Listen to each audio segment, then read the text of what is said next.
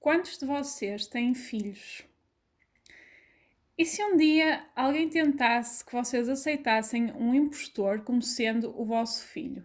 A história de hoje é a história da luta impressionante de uma mãe pela verdade. Olá, Bunnies! E sejam bem-vindos a mais uma Freaky Friday, que agora eu tenho postado todas as semanas. Só quero deixar um pequenino aviso. Eu vou fazer outro tipo de vídeos, não vai ser só Freaky Fridays no meu canal. A questão é que eu preciso de me inspirar um pouco para ver que outro tipo de vídeos trazer para o canal, porque eu preciso fazer algo que eu gosto realmente. Mas eu já tenho outros vídeos planeados diferentes das Freaky Fridays para vos mostrar, um sobre moda, um sobre maquilhagem, vou também fazer alguns sobre filmes, porque acho que há algumas pessoas que gostam desse tipo de vídeos, mas ultimamente tenho feito os Freaky Fridays apenas para criar uma rotina no lançamento de vídeos, porque eu acho que é muito importante criar essa rotina de ter aquela obrigação de todas as semanas, naquele dia, publicar um vídeo, e eu acho que isso me tem ajudado a ficar mais motivada para filmar, e portanto é só isso. O vídeo de hoje é uma história muito, muito triste e é uma história um pouco impressionante, especialmente para aquelas pessoas, eu acho, que têm filhos ou que gostavam de ter. É assim uma história um bocadinho forte, e mais uma vez eu aviso que não é um vídeo apropriado para pessoas menores de 18 anos. E portanto, vamos lá à história de hoje. Christine Collins nasceu em 1888 e mais tarde viria a casar-se com um homem chamado Walter J. Collins, que era um ex-condenado que fugia, que andava fugido, e ele usava um nome falso, portanto este não era o nome verdadeiro dele, mas ele nunca se abriu acerca do passado dele com a Christine. Em setembro de 1918, os dois tiveram um filho, a quem também deram o nome de Walter, por isso era Walter Collins Jr. E esta família vivia em Los Angeles e no dia 10 de março de 1928 o Walter tinha 9 anos e ele pediu à mãe algum dinheiro para ir ao cinema e era normal nesta altura as crianças andarem mais sozinhas, era muito mais comum do que seria hoje em dia, por exemplo. Portanto, ele pediu à mãe para lhe dar algum dinheiro para ele ir ver um cinema e a mãe deu-lhe e ele foi. E ele nunca mais foi visto. Quando Walter não regressou do cinema, mais tarde nesse dia, a mãe dele ficou preocupada e então deu logo o alerta à polícia, porque achou que não era normal ele ter desaparecido e no instinto dela, ela percebeu logo que ele teria que ter sido raptado.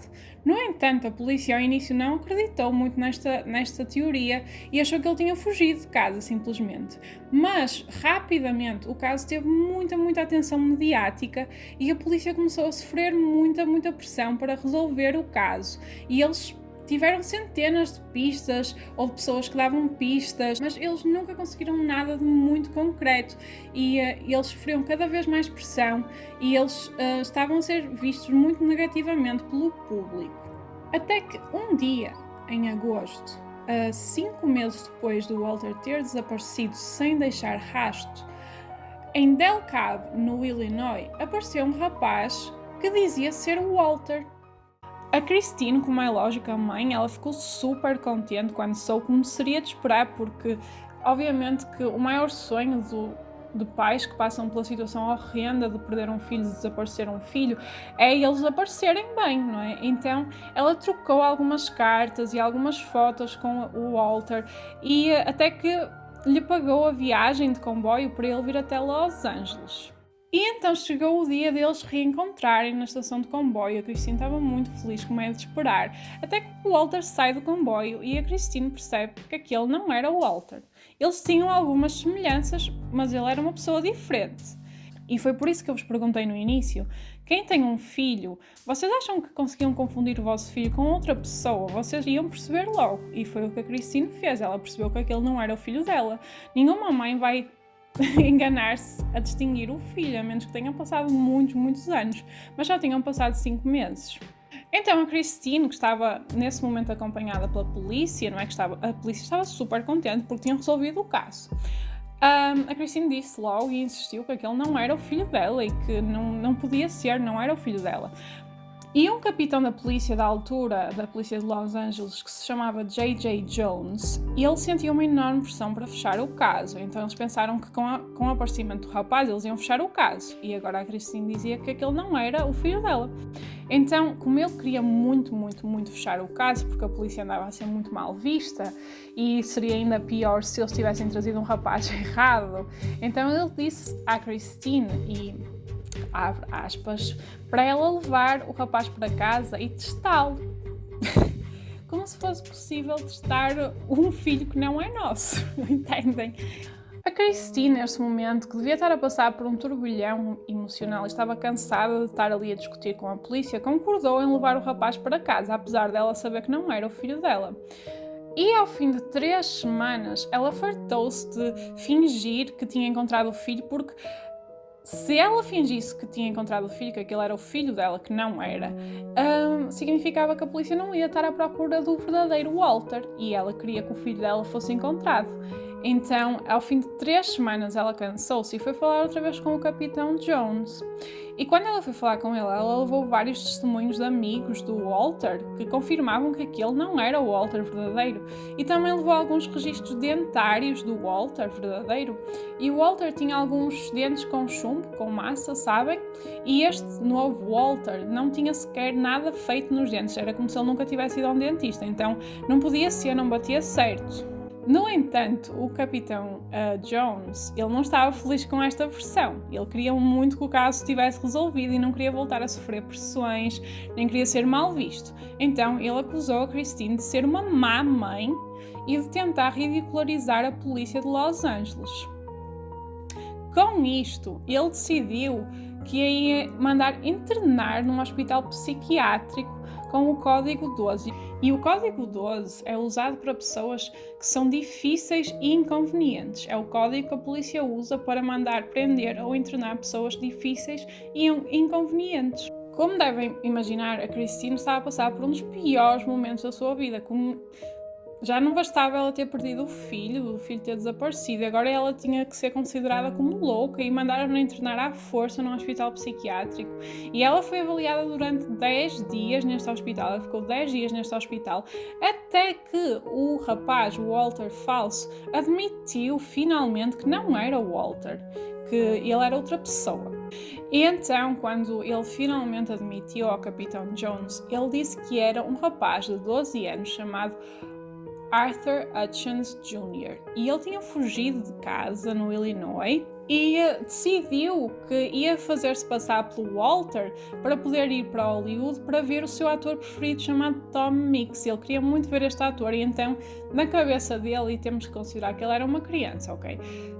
Ele achou que podia fazer-se passar por este Walter para conseguir ir então para a Califórnia, para Hollywood, para Los Angeles. E quando o Arthur tinha fugido de casa, a polícia encontrou-o na rua e perguntou-lhe se ele era o Walter, porque eles tinham parecenças. E ele ao início tinha dito que não, mas depois, quando ele pensou neste plano todo, ele disse que afinal sim, que ele era o Walter. E a polícia, não duvidando, levou-o então até à Christine. Depois dele ter confessado isto, a Christine foi finalmente libertada do hospital psiquiátrico e ela processou a polícia de Los Angeles por estes danos morais, ok? E a Christine, ela veio a ganhar o caso contra a polícia de Los Angeles e eles determinaram que ela devia receber uma indenização de $10.800, o que na altura era imenso dinheiro. Hoje em dia ainda é imenso, mas na altura ainda era mais. Mas estes $10.800 nunca foram pagos à Christine, nunca, ok? A polícia de Los Angeles simplesmente não pagou. E o caso permaneceu assim até 1929, ou seja, um ano depois, quando foi preso um homem chamado Gordon Northcott. E este Gordon Northcott, ele foi preso porque ele confessou ter torturado e morto 3 rapazes, mais ou menos da mesma idade do Walter. E ele ficou conhecido como o assassino do galinheiro de Wineville, porque os rapazes, eles eram mantidos em cativeiro dentro do galinheiro. E este caso também é um caso muito bizarro e eu não vou falar em muitos pormenores aqui, talvez um dia mais tarde eu possa falar então deste assassino em série. É um caso muito, muito popular também dessa época e aconteceu ao mesmo tempo que o desaparecimento do Walter, e ele também vivia na Califórnia, portanto eram zonas perto umas das outras. A mãe do Gordon Northcott, a Sarah Louise Northcott, pouco tempo depois do Gordon ter sido preso, ela confessou ter participado no assassinato do Walter Collins e ela foi presa e condenada à prisão perpétua por isto. Portanto, quando ela admitiu isto, a polícia pensou, ok, o Walter foi raptado pelo Gordon e acabou por morrer. Mas, no entanto, quando a polícia tinha feito investigações lá ao tal galinheiro, eles nunca encontraram nada do Walter, nem encontraram o corpo sequer do Walter. E um pormenor também importante é que o Gordon, ele tinha confessado os 3 assassinatos, mas ele nunca confessou ter morto o Walter. Aliás, ele dizia que nunca tinha visto o Walter e que não tinha nada a ver com a morte dele, apesar da mãe dele ter dito que sim. E então o Gordon acabou por não ser condenado pela morte do Walter, mas sim pela morte dos 3 outros rapazes. Ele foi condenado à morte, a mãe dele foi condenada à prisão perpétua e ele foi condenado à morte. Mais tarde, a Sarah, a mãe do Gordon, ela também disse que afinal a confissão dela não estava certa e que afinal ela não tinha participado na morte do Walter, mas ela continuou presa. A Christine, ela correspondeu-se com o Gordon durante muito tempo, eles mandavam cartas um para o outro. E o Gordon concordou a ceder-lhe uma entrevista pouco tempo antes dele ser executado. E ele disse que quando ele se encontrasse com a Christine pessoalmente, ele ia lhe dizer finalmente o que é que tinha acontecido ao Walter. Mas quando ela foi para o ver, para se encontrar com ele, ele disse que afinal não tinha participado no assassinato do Walter e que ele era inocente disso. Ele podia ter tido culpa nos outros assassinatos, mas que era inocente disso. Não entendo muito bem porque é que ele voltou atrás com a história dele e depois ele disse que afinal não tinha nada a ver com isso. Mas às vezes os assassinos em série, por causa da predisposição mental que eles têm, às vezes eles sentem uma necessidade de elevar o ego deles. Eu sei que é muito bizarro e dizer que eles cometeram mais crimes do que aqueles cometeram e sei lá, ele pode ter sentido especial por dizer que tinha participado no assassinato deste rapaz tão mediático, mas depois, à última da hora, ele decidiu que não, que afinal não ia dizer nada. E o Gordon Northcott, ele foi executado a 2 de outubro de 1930. A Christine Collins, a mãe do Walter, ela acreditou sempre que o filho dela continuava vivo. Ela não acreditava nem nunca acreditou que o Gordon tinha morto o filho e ela acreditou sempre que o filho estava vivo. E esta convicção que ela tinha só aumentou quando, 5 anos mais tarde, apareceu um rapaz que supostamente era uma das vítimas que o Gordon tinha dito que tinha morto, mas o rapaz apareceu vivo. Então, significava que a história não estava completamente correta e apesar da polícia acreditar que tinha sido o Gordon a matar o Walter, ela acreditava que não, e quando este rapaz apareceu vivo, e era um dos rapazes que ele tinha admitido ter morto, ela pensou que se calhar também poderia haver esperança para o Walter. E a Christine manteve esta esperança até o fim da vida dela, mas infelizmente o Walter Collins nunca mais foi encontrado. E em 1964 a Christine morreu com 75 anos de idade, sem nunca ter desistido de procurar o filho. Em 2008, este caso deu origem a um filme chamado A Troca, por isso esta história vos parece familiar, é porque de facto existe um filme que eu por acaso já vi e acho um filme muito bom. É um filme com a Angelina Jolie e ela foi até nomeada para o Oscar de Melhor Atriz por causa deste filme, chama-se A Troca. E conta mais ou menos esta história do Walter Collins e da Christine Collins, com grande foco na Christine Collins. Eu acho esta história, apesar de muito triste, eu acho incrível a força que esta mulher teve. Temos que ver que isto aconteceu nos anos 20, 30, uma altura em que as mulheres não tinham grande poder na sociedade, e ela virou-se contra a polícia, ela virou-se contra a sociedade só para poder encontrar o filho dela. Tenho muita pena que infelizmente o filho nunca tenha sido encontrado e nunca se tenha percebido muito bem o que é que aconteceu ao Walter. porque ninguém viu ele a ser raptado, ninguém sabe, não há nada, não há nenhuma pista. Mas mostra que o amor de uma mãe é uma coisa muito, muito forte, e eu acho incrível ela ter continuado a procurar o filho sempre, até o fim da vida dela. E por isso eu quis trazer-vos esta história hoje, um caso é triste, mas também é um caso que mostra muito, muito, muito amor. E eu espero que vocês tenham gostado, Bunnies. Se vocês gostaram, deixem o vosso like no vídeo, subscrevam o da Bunny Boudoir em todas as redes sociais, e podem também deixar sugestões para algum caso que vocês queiram que eu fale aqui nas Freaky Fridays, ou para qualquer outro vídeo em geral, ok? Porque os vídeos normais vão voltar, ok? Não se preocupem. E vemos no próximo vídeo. Um beijinho enorme. Tchau!